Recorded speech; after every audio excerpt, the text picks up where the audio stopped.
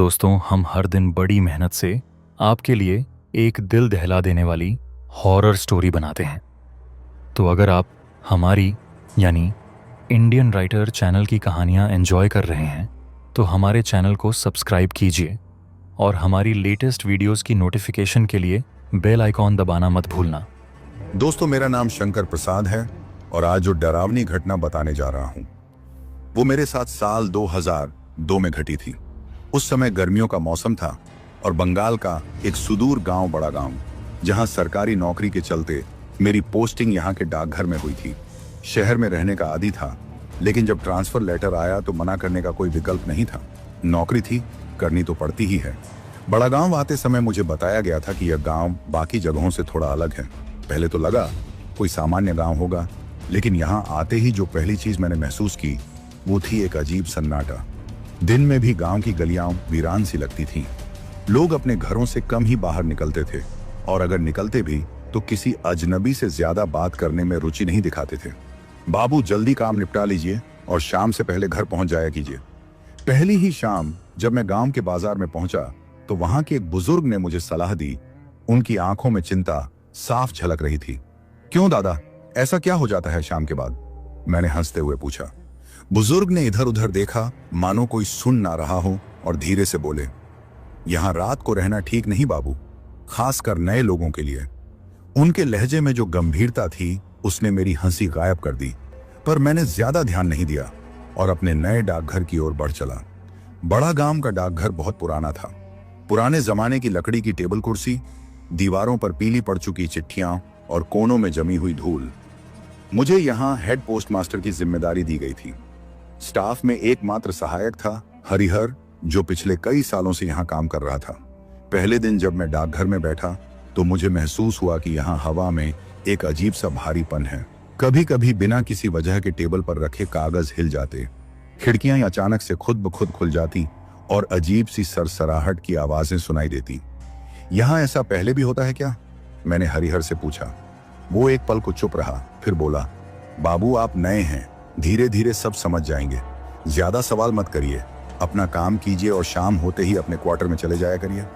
मुझे उसकी बातें अजीब लगी, लेकिन मैंने सोचा कि शायद वह मजाक कर रहा है। डाकघर गांव के बाहर था और वहां से कुछ किलोमीटर की दूरी पर एक पुराना हाईवे गुजरता था, जिसे लोग मौत का हाईवे कहते थे। मैंने पहली बार इस हाईवे का नाम सुना तो सोचा कि यह महज एक अफवाह होगी, लेकिन हरिहर ने मुझे बताया कि इस सड़क से गुजरने वाले लोग गायब हो जाते हैं, कुछ की लाशें मिलती हैं और कुछ कभी लौटते ही नहीं। आप इस सड़क से कभी मत जाइए बाबू, खासकर रात में। हरिहर ने मुझे सख्त चेतावनी दी, लेकिन सरकारी नौकरी थी और चिट्ठियां पहुंचाने का काम भी मेरा ही था, इसीलिए मैंने उसकी बातें नजरअंदाज कर दी। पहली रात जब मैं अपने क्वार्टर में सोने की कोशिश कर रहा था तो अचानक मुझे बहुत अजीब सपने आने लगे। सपने में मैंने देखा कि मैं एक अंधेरे जंगल में खड़ा हूं और कोई मुझे पीछे से पुकार रहा है। एक औरत की आवाज थी, बेहद दर्द भरी और सिहरन पैदा करने वाली, बचाओ बचाओ। मैं जैसे ही पीछे मुड़ा तो देखा कि एक सफेद साड़ी पहने औरत मेरे सामने खड़ी थी। उसका चेहरा काला था और उसकी आंखें बिल्कुल सफेद, बिना पुतलियों के। मेरी नींद खुल गई और मैंने देखा कि पसीने से तरबतर था। कमरे की खिड़की अपने आप खुली हुई थी और बाहर से ठंडी हवा अंदर आ रही थी। लेकिन सबसे खौफनाक बात यह थी कि मेरे कानों में अब भी वही आवाज गूंज रही थी, बचाओ बचाओ। अगली सुबह जब मैं डाकघर पहुंचा तो देखा कि मेरी टेबल पर रखे सारे कागज फर्श पर बिखरे पड़े थे। यह कैसे हुआ? इसका कोई जवाब नहीं था। हरिहर ने जब यह देखा तो उसका चेहरा सफेद पड़ गया। बाबू, मैंने आपको कहा था यहां अजीब चीजें होती हैं। क्या सच में यह जगह भूतिया है? मैंने उससे सीधा सवाल किया। हरिहर ने गहरी सांस ली और बोला, बाबू ये सब आपको खुद ही समझ आ जाएगा, लेकिन आप प्लीज रात को बाहर मत निकलिए। उस रात मैं जागते हुए ही सोना चाहता था। मन में अजीब बेचैनी थी। घड़ी की सुइयां रात के 12 बजा चुकी थी। बाहर सन्नाटा था, बस कभी कभी झींगुरों की आवाज आ रही थी। तभी अचानक मुझे लगा कि कोई मेरे कमरे के बाहर चल रहा है। हल्के हल्के कदमों की आहट साफ सुनाई दे रही थी। मैंने हिम्मत जुटाई और खिड़की से बाहर झांका। जो मैंने देखा उसने मेरी रूह तक कंपा दी। सामने हाईवे के किनारे एक लंबी औरत खड़ी थी। उसने सफेद साड़ी पहनी थी, उसके बाल बिखरे हुए थे और उसका चेहरा साफ नहीं दिख रहा था। वो बिल्कुल स्थिर खड़ी थी, बिल्कुल बेजान। लेकिन जैसे ही मैंने उसकी तरफ ध्यान से देखा, उसका सिर धीरे धीरे एक अजीब कोण पर मुड़ने लगा। मेरी सांसें अटक गईं और फिर उस औरत ने मेरी तरफ देखा। उसकी आंखों में पुतलियां नहीं थी। मैंने घबराकर खिड़की बंद कर दी। अगले ही पल दरवाजे पर जोर से दस्तक हुई। ट्ररर, ट्ररर। रात के 12:30 चुके थे। मेरा दिल तेजी से धड़क रहा था। दरवाजे पर दस्तक जारी थी। ट्ररर, ट्ररर। मैंने हिम्मत जुटाकर खिड़की से दोबारा झांका। वह सफेद साड़ी पहने औरत अब भी वहीं खड़ी थी, लेकिन अब उसका सिर पूरी तरह उल्टा हो चुका था। ऐसा लग रहा था जैसे उसकी हड्डियां छटक कर गलत दिशा में मुड़ गई हों। लेकिन इससे भी ज्यादा डरावनी बात यह थी कि उसकी आंखें अब मुझ पर ही टिकी थीं। खोलो, दरवाजा खोलो। उसकी फुसफुसाहट जैसे मेरे कानों के अंदर घुसकर दिमाग में गूंज रही थी। मेरे रोंगटे खड़े हो गए। मैं हिल भी नहीं पा रहा था। खोलो, मुझे बाहर बहुत ठंड लग रही है। उसकी आवाज अब और भी करीब आ रही थी। मैंने कांपते हाथों से दरवाजे के पास रखी लकड़ी की छड़ी उठाई। डर के मारे शरीर सुन्न हो चुका था, लेकिन मैं किसी भी हाल में दरवाजा खोलने वाला नहीं था। दस्तक अचानक बंद हो गई। कमरे में एक अजीब सन्नाटा छा गया। मैंने धीरे से खिड़की की ओर देखा। वह औरत गायब हो चुकी थी, लेकिन तभी खोलो, उसकी फुसफुसाहट सीधे मेरे कान के पास सुनाई दी। मैंने झटके से पलटकर देखा। कमरे में कोई नहीं था। मेरा पूरा शरीर पसीने से तर था। मैं अपने पलंग पर सिकुड़ कर बैठ गया, लेकिन मेरी नजरें दरवाजे पर जमी थी। रात का सन्नाटा और डरावना हो चुका था। झींगुरों की आवाज तक बंद हो गई थी। मैंने घड़ी की तरफ देखा। रात के 3 बज चुके थे। अब तक कुछ और अजीब नहीं हुआ था, लेकिन मेरा दिमाग यह सोचकर बेचैन था कि अगर वह औरत वापस आ गई तो।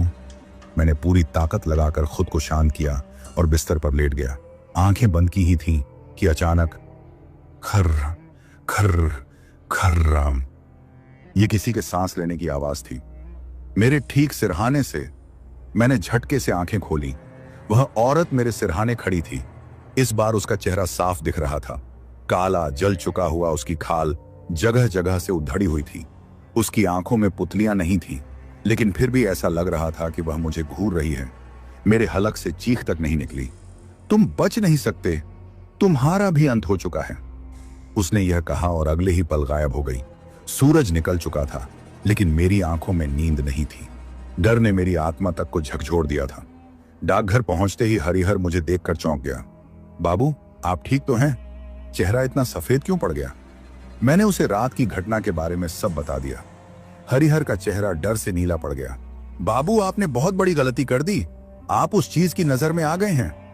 कौन चीज? क्या तुम जानते हो कि वो औरत कौन थी? हरिहर ने इधर उधर देखा, जैसे यह सुनने वाला कोई और न हो। फिर उसने फुसफुसाते हुए कहा, वो चुड़ैल है बाबू, मौत के हाईवे की चुड़ैल। अब वो आपको कभी चैन से नहीं रहने देगी।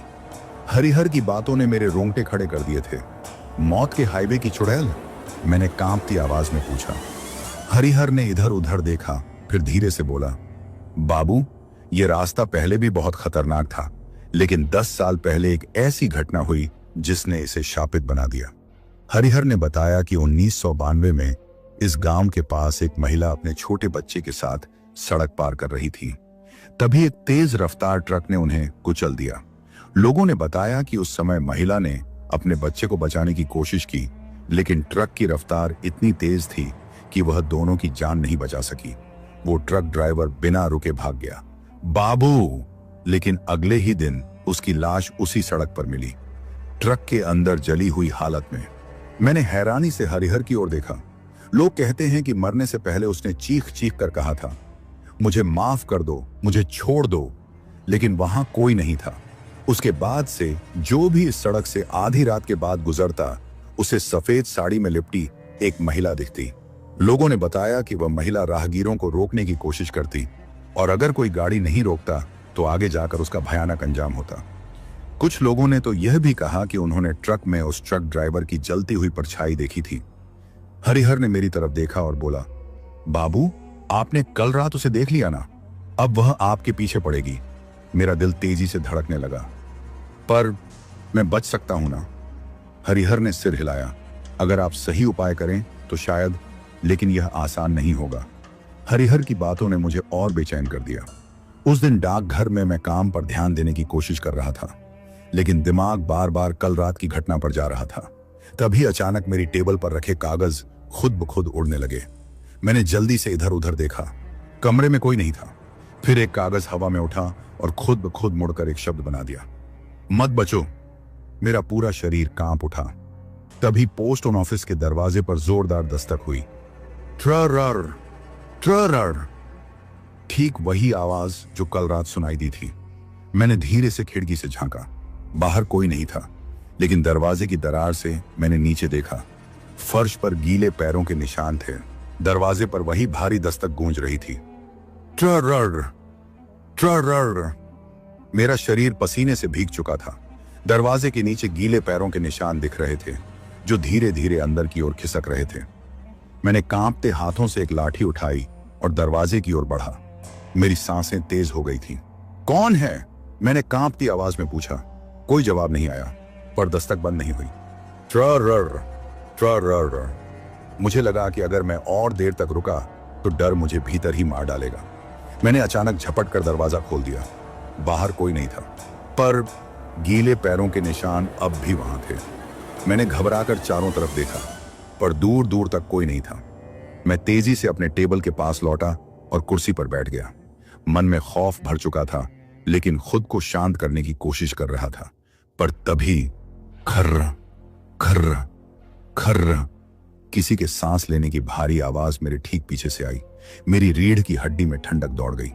बहुत हिम्मत जुटाकर मैंने धीरे धीरे गर्दन घुमाई। एक काली परछाई मेरी कुर्सी के पीछे खड़ी थी। उसकी लंबाई सामान्य से अधिक थी और उसकी आंखें जलते कोयले की तरह लाल थीं। वह धीरे धीरे मेरी ओर झुक रही थी। तुम बच नहीं सकते, उसकी फुसफुसाहट मेरे कानों में गूंजने लगी। मैं घबराकर कुर्सी से गिर पड़ा और जल्दी से पीछे हट गया। पर जब मैंने दोबारा देखा, वह गायब हो चुकी थी। डर के मारे मेरी हिम्मत टूट चुकी थी। मैं किसी तरह खुद को संभालते हुए हरिहर के पास पहुंचा और सारी बात बता दी। हरिहर ने घबराकर मेरी ओर देखा। बाबू, ये बहुत बुरा संकेत है। अब वह आपके आसपास ही रहेगी। तो अब क्या करूं? मैंने हताश होकर पूछा। हरिहर ने मेरी जेब में एक काले धागे में बंधा ताबीज रखा और कहा, इसे गले में पहन लो और एक काम और करना होगा। क्या? हरिहर ने चारों ओर देखा, फिर फुसफुसाते हुए कहा, आज रात 12 बजे से पहले आपको गांव के पीपल के पेड़ के नीचे तेल चढ़ाना होगा। अगर ऐसा नहीं किया तो वह पूरी तरह आपके ऊपर सवार हो जाएगी। मेरे शरीर में झुरझुरी दौड़ गई। और अगर मैं ऐसा ना करूं? मैंने कांपते हुए पूछा। हरिहर ने गहरी सांस ली और कहा, तो तुम अगली सुबह देखने के लिए जीवित नहीं बचोगे बाबू। मेरे पास कोई और रास्ता नहीं था। रात करीब 11:30 मैं तेल की छोटी कटोरी लेकर गांव के बाहर पीपल के पेड़ की ओर बढ़ा।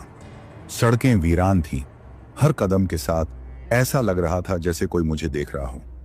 जब मैं पीपल के पेड़ के पास पहुंचा तो एक अजीब ठंडी हवा चलने लगी।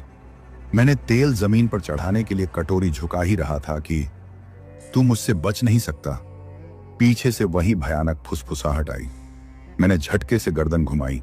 सामने वही औरत खड़ी थी। उसका चेहरा अब और भी ज्यादा विकृत हो चुका था, जैसे उसकी खाल गल रही हो। उसकी हड्डियां चटकने लगीं और उसके मुंह से काले धुएं की लकीरें निकल रही थीं। तू मेरी मदद करेगा या मरेगा? मेरे हाथ से तेल की कटोरी गिर गई और फिर वो मुझ पर झपट पड़ी। वो डरावनी चुड़ैल मुझ पर झपट पड़ी। मेरे पैर जड़ हो चुके थे। मैं भागना चाहता था, लेकिन शरीर ने मानो जवाब ही देना बंद कर दिया था। चुड़ैल की आंखें कोयले जैसी जल रही थीं। उसकी चीरती हुई चीख मेरे कानों को सुन्न कर रही थी। तू मुझसे बच नहीं सकता। उसकी आवाज मेरे दिमाग में हथौड़े की तरह बज रही थी। आखिरी उम्मीद थी हरिहर का दिया हुआ ताबीज। मैंने कांपते हुए अपने गले की ओर हाथ बढ़ाया और ताबीज को जोर से पकड़ा। जैसे ही मैंने ताबीज को अपनी मुट्ठी में दबाया, हवा अचानक भारी हो गई। चुड़ैल की आंखों में क्रोध उमड़ पड़ा। यह नहीं चलेगा। तेरा ताबीज तुझे नहीं बचाएगा। मैंने जैसे तैसे हिम्मत जुटाकर तेल की कटोरी को उठाया और पीपल के पेड़ की जड़ में डाल दिया। जैसे ही तेल गिरा, वहां भयानक चीख गूंज उठी। चुड़ैल पीछे हटने लगी।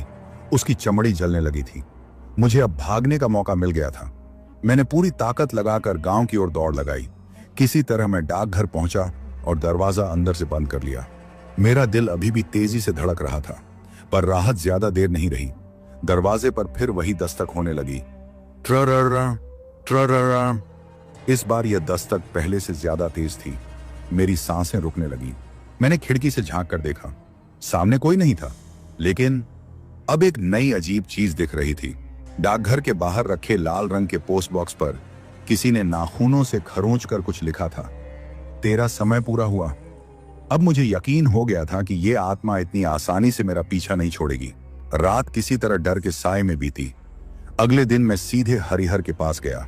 हरिहर, मैंने वो सब किया जो तुमने कहा था, लेकिन वो अब भी मेरे पीछे है। हरिहर का चेहरा सफेद पड़ गया। बाबू, अगर वो अभी भी पीछे है तो इसका मतलब है कि उसने तुझे निशान बना लिया है। मेरा पूरा शरीर ठंडा पड़ गया। अब इसका क्या मतलब है? हरिहर ने गहरी सांस ली और धीरे से कहा, इसका मतलब है कि अब तुझे कोई नहीं बचा सकता। हरिहर की बात सुनकर मेरे पैरों तले जमीन खिसक गई। क्या मतलब अब मुझे कोई नहीं बचा सकता? हरिहर की आंखों में अजीब सा डर था। उसने इधर उधर देखा, जैसे कोई हमें छुप कर सुन रहा हो। फिर वो मुझे खींचकर अपने घर के अंदर ले गया और धीरे से फुसफुसाया, बाबू, ये आत्मा तेरे साथ रह गई है। अब चाहे तू जहां भी जाएगा, ये तेरा पीछा करेगी। इसका असली मकसद तुझे मारना नहीं है, बल्कि तुझे अपने जाल में फंसाना है। मेरा गला सूख गया। मतलब? हरिहर ने आंखें बंद की और एक लंबी सांस ली। फिर बोला, इस आत्मा की मृत्यु बहुत दर्दनाक हुई थी। ये दुनिया छोड़कर जा नहीं पा रही, इसलिए ये किसी इंसान को अपना माध्यम बनाना चाहती है, और वो माध्यम तू बन चुका है। मेरे शरीर में झुरझुरी दौड़ गई। क्या इसका कोई उपाय है? हरिहर ने सिर झुका लिया। बस एक ही तरीका है बाबू, तुझे उस आत्मा का अतीत खंगालना होगा। जब तक तुझे ये पता नहीं चलेगा कि वह कौन थी और उसके साथ क्या हुआ था, तब तक तू इससे बच नहीं पाएगा। मेरे पास अब और कोई रास्ता नहीं था। मैं हरिहर से सारी जानकारी लेकर गांव के बुजुर्गों से पूछताछ करने लगा। गांव का सबसे बुजुर्ग व्यक्ति राम स्वरूप काका थे। जब मैंने उनसे उस चुड़ैल के बारे में पूछा तो उनका चेहरा पीला पड़ गया। वह कांपती आवाज में बोले, बेटा, तूने बहुत बड़ा पंगा ले लिया है। इस आत्मा का नाम रंजना था। वो इसी गांव की थी, लेकिन उसकी मौत बहुत ही भयानक तरीके से हुई थी। मुझे अब पूरा सच जानना था। मैंने उनकी ओर देखा और धीरे से पूछा, उसके साथ क्या हुआ था काका? रामस्वरूप काका ने मेरी ओर देखा। उनकी आंखों में एक अजीब सी दहशत थी। फिर उन्होंने जो बताया वो सुनकर मेरी रूह कांप गई। ये बात 30 साल पुरानी थी। रंजना गांव की सबसे खूबसूरत लड़की थी, लेकिन उसका रूप ही उसकी सबसे बड़ी बदकिस्मती बन गया। गांव का एक जमींदार भैरव सिंह उस पर बुरी नजर रखता था। एक रात जब रंजना जंगल के पास स्थित कुएं से पानी भरने गई तो भैरव सिंह ने अपने गुंडों के साथ मिलकर उसे उठा लिया। रंजना चीखती रही, गिड़गिड़ाती रही, लेकिन किसी ने उसकी मदद नहीं की। उस रात उसके साथ जो हुआ वो इतना भयानक था कि गांव की औरतें आज भी उस जगह जाने से डरती थीं। फिर भैरव सिंह और उसके आदमियों ने उसे मारकर उसी पीपल के पेड़ के नीचे दफना दिया जहां मैंने तेल चढ़ाया था। रामस्वरूप काका बोले, रंजना की आत्मा कभी मुक्ति नहीं पा सकी। वो अब भी भटक रही है और अब उसने तुझे चुन लिया है। वो चाहती है कि तू उसकी मदद करे। मेरा सिर चकरा गया, पर मैं उसकी मदद कैसे कर सकता हूं? रामस्वरूप काका बोले, भैरव सिंह की मौत हो चुकी है, लेकिन उसके परिवार के कुछ लोग अब भी जिंदा हैं। जब तक रंजना को इंसाफ नहीं मिलेगा, तब तक उसकी आत्मा इस दुनिया से नहीं जाएगी। अब मुझे समझ आ चुका था कि मुझे क्या करना है। मुझे भैरव सिंह के परिवार का पता लगाना था।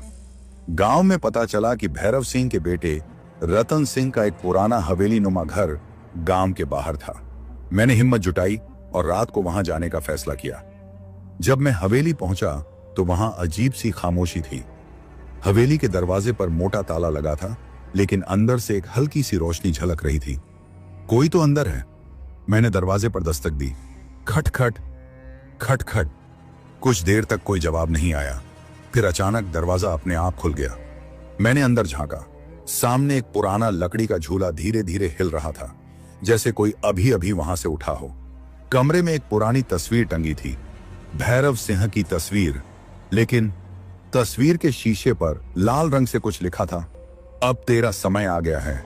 मेरे पैरों के नीचे से जमीन खिसक गई। मैंने जल्दी से चारों ओर देखा पर कोई नहीं था, लेकिन तभी पीछे से किसी के चलने की आवाज आई। टक टक टक। मैंने डरते डरते पीछे मुड़कर देखा। रतन सिंह सामने खड़ा था। उसकी आंखों में एक अजीब सा खौफ था। तुम यहां क्या कर रहे हो? उसने कांपती आवाज में पूछा। मैंने बिना कोई झिझक पूरी कहानी बता दी। रतन सिंह का चेहरा उतर गया। तुम्हें नहीं पता कि तुमने क्या कर दिया है? क्या मतलब? मैंने पूछा।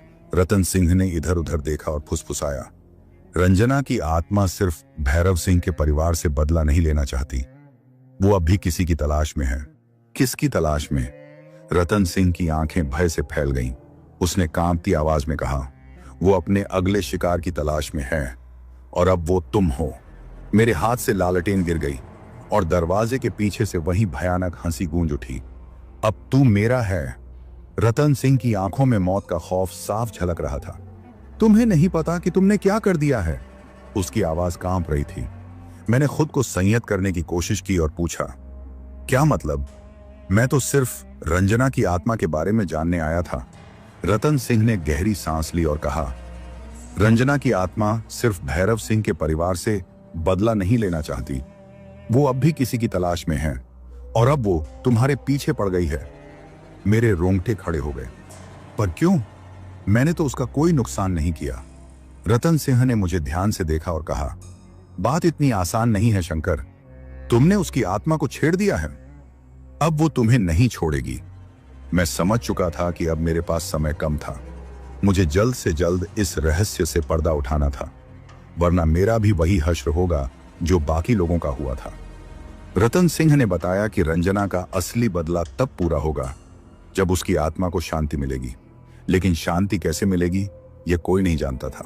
मैंने तय किया कि मुझे खुद उस जगह जाना होगा जहां रंजना को दफनाया गया था। रात के ठीक 12 बजे मैं गांव के उस भूतिया पीपल के पेड़ के पास पहुंचा। चारों ओर भयानक सन्नाटा था। दूर कहीं उल्लू की आवाज आ रही थी। हवा ठंडी और सर्द थी, लेकिन माथे पर पसीना बह रहा था। मैंने लालटेन जलाई और धीरे धीरे पेड़ के पास पहुंचा। हवा अचानक तेज हो गई। पत्ते सरसराने लगे। लगा जैसे कोई मेरी मौजूदगी से गुस्से में हो। मैंने धीरे से जमीन खोदनी शुरू की। जैसे ही मैंने पहली परत हटाई, जमीन से तेज दुर्गंध उठी। ये बदबू किस चीज की है? मैंने और तेजी से मिट्टी हटाई और तभी गहरे गड्ढे में मुझे कुछ सफेद हड्डियां दिखी। हड्डियों को देखते ही मेरे कानों में एक भयानक चीख गूंज उठी। शंकर, तूने मुझे जगा दिया। मेरे हाथ कांप गए, लालटेन बुझ गई और चारों ओर अंधेरा छा गया। मैं तेजी से पीछे हटा, लेकिन मेरा पैर किसी चीज में उलझ गया और मैं जमीन पर गिर पड़ा। तभी सामने एक साया उभरने लगा। वह परछाई धीरे धीरे आकार लेने लगी और कुछ ही पलों में वह रंजना की आत्मा में बदल गई। उसके लहराते बाल, सफेद चमकती आंखें और खून से सना चेहरा देख मेरे होश उड़ गए। रंजना ने एकदम ठंडी आवाज में कहा, तूने मेरी कब्र को छेड़ दिया है। अब तू मुझसे बच नहीं सकता। मैंने हिम्मत जुटाकर पूछा, तू आखिर चाहती क्या है? रंजना की आंखों में नफरत की चमक थी। उसने कहा, इंसाफ। मुझे इंसाफ चाहिए, लेकिन इंसाफ देने वाला भी अब जिंदा नहीं है। इसलिए अब मुझे किसी के शरीर की जरूरत है जिसमें मैं बस सकूं। मेरे पैरों तले जमीन खिसक गई। मतलब? रंजना ने मेरी ओर उंगली उठाई और कहा, अब तू ही मेरा नया शरीर बनेगा। तभी एक अजीब ताकत ने मुझे अपनी ओर खींचना शुरू कर दिया। मेरा शरीर सुन्न होने लगा। ऐसा लग रहा था कि मेरी आत्मा शरीर से अलग हो रही है। चारों ओर अंधेरा छाने लगा। कानों में अजीब सी आवाजें गूंजने लगीं। अब तू मुझसे बच नहीं सकता। रंजना की भयानक हंसी गूंजने लगी। मैं जमीन पर गिर पड़ा। मेरी आंखें धीरे धीरे बंद होने लगी। तभी अचानक मुझे हरिहर की बात याद आई। अगर कभी तुझे लगे कि आत्मा तुझे वश में कर रही है, तो अपने मन को मजबूत कर लेना। आत्मा डर से ही ताकत पाती है। मैंने अपनी आखिरी हिम्मत जुटाई और जोर से चिल्लाया, मैं तुझे अपने ऊपर हावी नहीं होने दूंगा। मैंने अपने पूरे शरीर की ताकत लगाकर खुद को जमीन पर गिरा दिया और आंखें कसकर बंद कर ली। मैं तुझसे नहीं डरता। और तभी सब कुछ शांत हो गया। जब मैंने आंखें खोली तो रंजना की आत्मा गायब हो चुकी थी, लेकिन मेरे हाथ में कुछ पड़ा था, एक पुरानी चूड़ी। मैंने चूड़ी को ध्यान से देखा। यह वही चूड़ी थी जो रंजना हमेशा पहना करती थी। इसका मतलब रंजना की आत्मा अभी पूरी तरह मुक्त नहीं हुई थी। तो क्या अब भी वह मुझे अपना शिकार बनाने की कोशिश करेगी? क्या मैं इस मौत के खेल से बाहर निकल पाऊंगा, या फिर यह खौफनाक रात मेरी आखिरी रात होगी? रंजना की आत्मा तो गायब हो गई थी, लेकिन मेरे हाथ में उसकी चूड़ी थी। यह कोई साधारण चूड़ी नहीं थी। इसका रंग हल्का सुनहरा था, लेकिन अब यह पूरी तरह काली पड़ चुकी थी, जैसे किसी ने इसे आग में जला दिया हो। मेरा दिल तेजी से धड़क रहा था। क्या यह चूड़ी मेरे लिए खतरा है? रतन सिंह ने कहा था कि रंजना की आत्मा शांति नहीं पाएगी जब तक उसका बदला पूरा नहीं हो जाता। लेकिन बदला किससे? मैं जान चुका था कि अब इस रहस्य को हल किए बिना मेरी जान नहीं बचेगी। मैंने तय किया कि अब मुझे किसी और की मदद नहीं लेनी है। अगली रात मैं फिर से उस गांव के शापित पीपल के पेड़ के पास गया। चारों तरफ अंधेरा था। दूर कहीं जंगली कुत्तों की भयानक आवाजें गूंज रही थीं। हवा में अजीब सी ठंडक थी, लेकिन उस ठंड के बावजूद मेरा शरीर पसीने से तर था। मेरे पास एक त्रिशूल और हनुमान चालीसा थी। हरिहर ने यह देते हुए कहा था कि यह बुरी आत्माओं से बचाने में मदद करेगी। मैंने धीरे से चूड़ी को जमीन पर रखा और ध्यान से देखने लगा। तभी अचानक एक भयानक चीख हवा में गूंज उठी। शंकर, तू फिर आ गया। मेरा शरीर जैसे सुन्न पड़ गया। सामने वही साया खड़ा था, रंजना की आत्मा। लेकिन इस बार वह पहले से ज्यादा गुस्से में लग रही थी। उसकी आंखें लाल थीं, बाल हवा में लहरा रहे थे और उसके चेहरे पर नफरत साफ झलक रही थी। तू क्यों बार बार मुझे परेशान कर रहा है? मैंने हिम्मत जुटाकर कहा। मुझे सच जानना है रंजना। रंजना की आत्मा जोर से हंसी। सच? सच इतना आसान नहीं है शंकर। और फिर अचानक एक तेज झोंका आया और मेरी लालटेन बुझ गई। अब चारों ओर घना अंधेरा था। तभी अचानक मैंने महसूस किया कि कोई मुझे पीछे से खींच रहा है। मैंने जोर से चीखने की कोशिश की, लेकिन मेरी आवाज जैसे किसी ने गला घोंटकर बंद कर दी हो। अब मेरे चारों ओर सिर्फ अंधेरा था। मैंने अपनी जेब से हनुमान चालीसा निकाली और जोर से पढ़ने लगा, बजरंग बली की जय। तभी अचानक रोशनी चमकी और वो साया जोर से चिल्लाया, रुक जा, मत पढ़। लेकिन मैंने अपनी आंखें बंद कर ली और पूरी ताकत से मंत्र पढ़ता गया। कुछ ही पल बाद जब मैंने आंखें खोली तो देखा कि रंजना की आत्मा अब कमजोर हो चुकी थी। अब उसकी आंखों में गुस्सा नहीं, बल्कि दर्द और पीड़ा थी। उसने धीरे धीरे कहा, तू सच जानना चाहता है शंकर? मैंने सिर हिलाया। रंजना ने गहरी सांस ली और कहा, मेरी आत्मा तभी मुक्त होगी जब मेरे हत्यारे को सजा मिले। मैं चौंक गया। तुम्हारा हत्यारा भैरव सिंह? रंजना ने सिर हिलाया। नहीं, भैरव सिंह के अलावा कोई और था जिसने मुझे धोखा दिया, जिसने मेरी जिंदगी बर्बाद की। मेरे रोंगटे खड़े हो गए। कौन था वो? रंजना की आत्मा जोर से हंसी। वो आदमी जिसे तू सबसे ज्यादा भरोसेमंद समझता है। अब मैं पूरी तरह डर चुका था। कौन था वो आदमी? रंजना ने धीरे से कहा, रतन सिंह। मेरा दिल जैसे उछलकर गले में आ गया। रतन सिंह? मगर उसने तो कहा था कि वो तुम्हारी मदद करना चाहता था। रंजना की आंखों में आंसू आ गए। झूठ। रतन सिंह मेरा सगा भाई था, लेकिन उसने ही मुझे धोखा दिया। उसने मुझे भैरव सिंह के हवाले कर दिया, सिर्फ अपनी जमीन बचाने के लिए। मैं दंग रह गया। रतन सिंह ने तो कहा था कि उसने मुझे बचाया था, लेकिन अब रंजना की आत्मा कुछ और ही कहानी बता रही थी। अब मेरे पास कोई रास्ता नहीं था। मैंने तय किया कि मुझे आखिरी बार रतन सिंह से मिलना होगा, लेकिन इस बार मैं अकेला नहीं था। मेरे साथ हरिहर और गांव के कुछ और लोग भी थे। हमने रात को ही रतन सिंह के घर का दरवाजा खटखटाया। रतन सिंह, दरवाजा खोलो। कोई जवाब नहीं आया। हमने दरवाजा जोर से धक्का दिया और जैसे ही वो खुला, रतन सिंह जमीन पर पड़ा था। उसकी आंखें खुली थी, लेकिन उसकी सांसें थम चुकी थीं। उसके चेहरे पर भयानक डर था, जैसे उसने अपनी मौत से पहले कुछ भयंकर देखा हो। गांव के लोगों ने क्रॉस बनाकर उसकी आत्मा को शांति देने की कोशिश की, लेकिन मैं जानता था कि अब भी कुछ अधूरा था। मैंने रंजना की चूड़ी उठाई और जमीन में दबा दी। तभी अचानक तेज हवा चली और मेरे कानों में रंजना की आवाज गूंजी, अब मेरा बदला पूरा हो गया शंकर, धन्यवाद। और फिर सब कुछ शांत हो गया। गांव के लोग अब भी डरे हुए थे, लेकिन मैंने महसूस किया कि कुछ तो बदल चुका था। लेकिन मेरा मन अब भी सवालों से घिरा था। क्या रंजना की आत्मा सच में मुक्त हो गई थी, या फिर वो अब भी कहीं आसपास भटक रही थी? क्या इस गांव का भूतिया रहस्य अब भी पूरी तरह खत्म नहीं हुआ था? मैंने अपनी आंखें बंद की और एक गहरी सांस ली। मुझे पता था कि यह कहानी यहीं खत्म नहीं हुई थी। रतन सिंह की मौत के बाद गांव में सन्नाटा छा गया था। कोई कुछ बोलने को तैयार नहीं था, लेकिन सभी जानते थे कि यह किसी आम इंसान की मौत नहीं थी। उसकी आंखों में जो डर जमे हुए थे वो इस बात का संकेत था कि मरने से पहले उसने कुछ भयानक देखा था। मैंने खुद को समझाने की कोशिश की कि सब कुछ खत्म हो चुका है, लेकिन कहीं ना कहीं दिल के किसी कोने में अजीब सी बेचैनी थी। रंजना की आत्मा ने कहा था कि उसका बदला पूरा हो गया है, लेकिन अगर ऐसा था तो अब भी यह बेचैनी क्यों थी? रात होते ही गांव के लोग अपने अपने घरों में बंद हो गए। किसी को भी बाहर निकलने की हिम्मत नहीं हो रही थी, लेकिन मुझे चैन नहीं मिल रहा था। मेरे कानों में अब भी रतन सिंह की खामोश चीखें गूंज रही थीं। रतन सिंह की मौत अचानक कैसे हुई? अगर रंजना की आत्मा मुक्त हो चुकी थी तो फिर यह सब क्यों हो रहा था? मैंने लालटेन जलाई और अपनी छोटी सी कोठरी के कोने में बैठ गया। चारों ओर घना अंधेरा था। हवा के झोंके कमरे के खिड़की से टकराकर अजीब सी आवाजें कर रहे थे।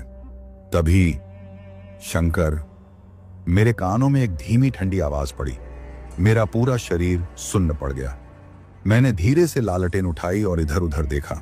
कोई नहीं था, लेकिन मुझे महसूस हो रहा था कि कोई मेरे पीछे खड़ा है। मेरा दिल जोर जोर से धड़कने लगा। मैंने जैसे ही मुड़कर देखा, एक साया मेरे सामने था। उस साये की आंखें लाल थीं, बाल बिखरे हुए थे और शरीर पूरी तरह से काले धुएं में लिपटा हुआ था। यह रंजना की आत्मा नहीं थी, ये कोई और था। कौन हो तुम? मेरी आवाज कांप रही थी। साये ने धीरे धीरे मेरी ओर हाथ बढ़ाया और भयानक आवाज में कहा, अब भी सब कुछ खत्म नहीं हुआ है शंकर। क्या मतलब? मैंने हिम्मत जुटाकर पूछा। उसने गहरी सांस ली और कहा, रंजना की आत्मा तो मुक्त हो गई, लेकिन जिस बुराई ने उसे मारा था वो अब भी जिंदा है। मैं पूरी तरह चौंक गया। तुम क्या कहना चाहते हो? साया धीरे से बोला। अगर सच में सब कुछ खत्म हो चुका होता तो रतन सिंह की मौत ऐसे नहीं होती। मुझे अचानक समझ में आने लगा कि बात क्या थी। रतन सिंह की मौत एक रहस्य थी। गांव वाले इसे आत्मा का प्रकोप समझ रहे थे, लेकिन अगर यह किसी और की करतूत थी तो मुझे क्या करना होगा? साय ने धीरे से कहा, उसी जंगल में वापस जाओ जहां से यह सब शुरू हुआ था। मैंने बिना समय गंवाए अपनी लालटेन उठाई और जंगल की ओर चल पड़ा। रात का समय था, आसमान में बादल छाए हुए थे, चांद भी ठीक से दिखाई नहीं दे रहा था। हर तरफ सन्नाटा था, लेकिन मुझे महसूस हो रहा था कि कोई मुझे देख रहा है। मेरे कदम जैसे जैसे जंगल के अंदर बढ़ रहे थे, अजीब अजीब आवाजें सुनाई देने लगी। कभी किसी के फुसफुसाने की आवाज आती तो कभी किसी के पैरों की आहट सुनाई देती। जंगल के बीचों बीच पहुंचकर मैंने चारों ओर देखा।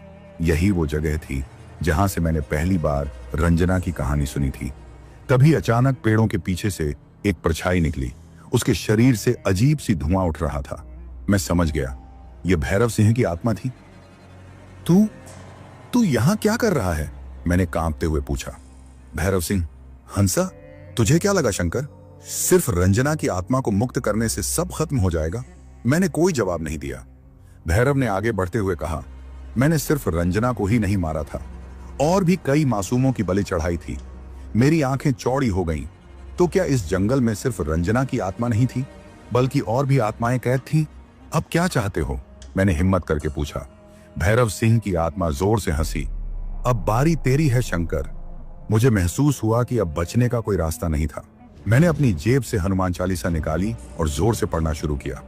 बजरंग बली की जय। जैसे ही मैंने पहला मंत्र पढ़ा, भैरव सिंह जोर से चीखने लगा। उसका शरीर जलने लगा। उसके चेहरे पर तकलीफ के भाव थे, लेकिन वो इतनी आसानी से हारने वाला नहीं था।